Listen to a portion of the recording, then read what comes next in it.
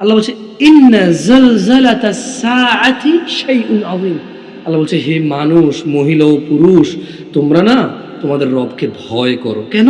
আল্লাহ বলছে যে নিশ্চয়ই প্রকম্পন, কিয়ামতের প্রকম্পন, নিশ্চয়ই কিয়ামতের কাঁপুনি, নিশ্চয়ই কিয়ামতের কড়াকড়া, নিশ্চয়ই কিয়ামতের ভূমিকম্প, শাইউন আযীম।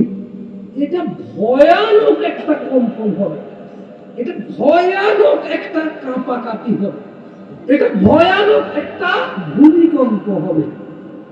তো কি হবে যদি এত ভয়ানক ভূমিকম্প হয়? তবে কি হবে যদি এত ভয়ানক ভূমিকম্প হয়? আল্লাহ কি বলছে? হে মানুষ, কি বলছে আল্লাহ?